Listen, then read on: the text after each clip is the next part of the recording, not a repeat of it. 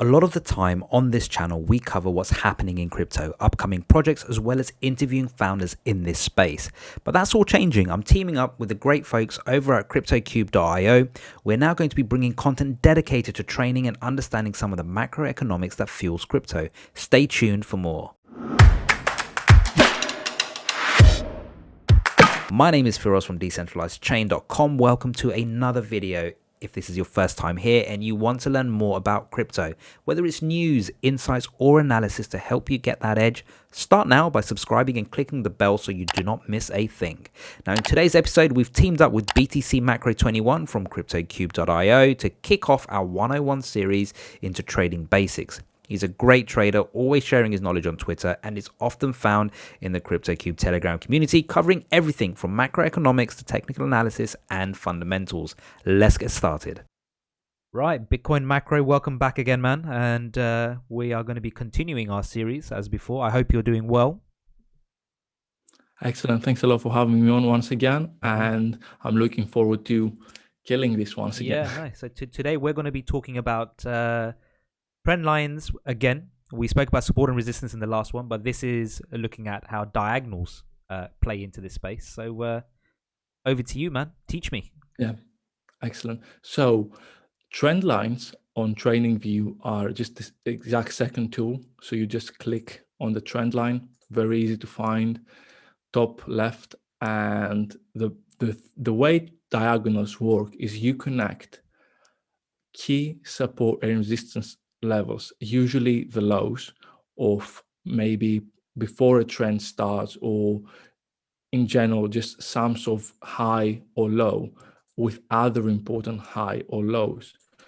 Maybe you don't really connect very important ones, but usually the best support and resistance trend lines work that way. Okay. So And a question before you go into that, because I've noticed you've picked it all on the wicks of these candles. Does it matter whether it's at the wick or whether it's at the close of the candle? well, usually on liquid markets, probably Bitcoin is quite liquid right now compared to how it was in the past.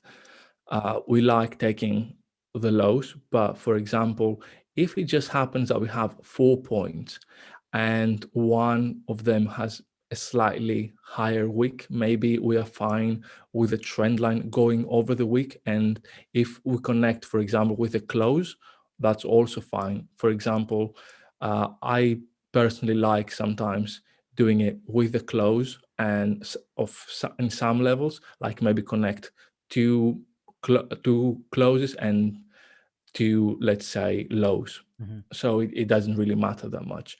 And maybe some people can use this as a tool as well. We can use parallels rather than a single line. Like, it's one of my favorite tools as well, because it's a lot easier. It's like the same way we drew the horizontal support and resistance in areas with a rectangle, we can use parallel lines rather than just one single line, so that maybe we connect these two, but underneath we see there are more points. Because usually for a trend line to work well, we need 3 points.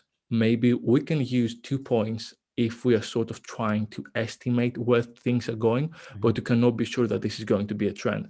Maybe it's more of a speculation that this is going to become a trend, like it has become here. Usually you need 3 points to draw that line. Obviously 2 points, you can draw a line. It's possible, but then it's usually better to do it this way. And of course, like, the reason I'm connecting this is, for example, right here, we do have this trend line, but it was a fairly straight, like it was fairly easy for it to break down, and then the price to just not really respect it afterwards at all, because these lows right here, they were not like that important.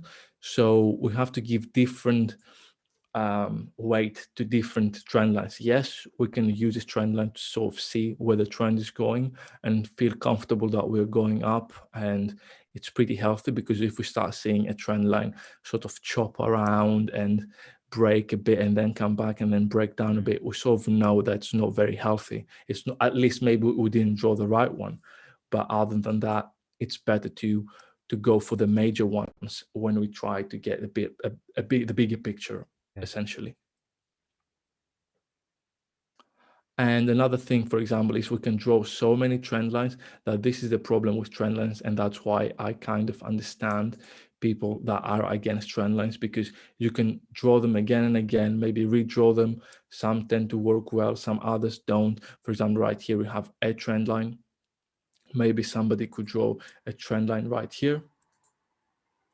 And again, all these are valid points. As long as you have 3 points, you can have a trend line.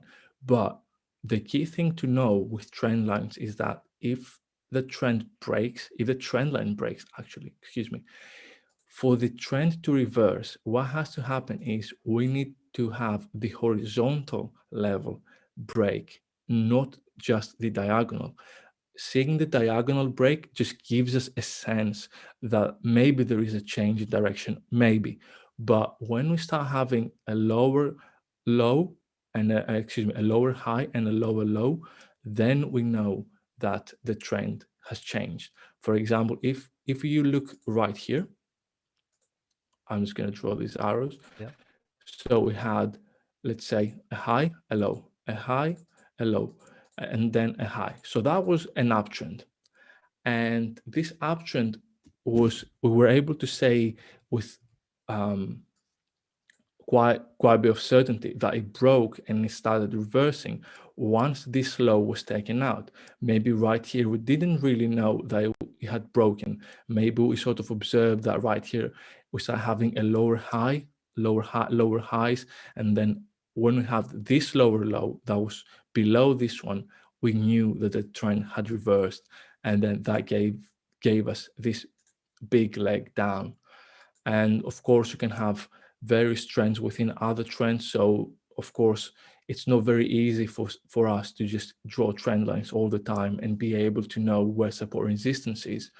But again, it's just one tool among many others. And that's why I would suggest people to connect really important levels and have at least 3 points that connect with each other before they just use some random points that seem to Yeah. be working, which might not be that useful.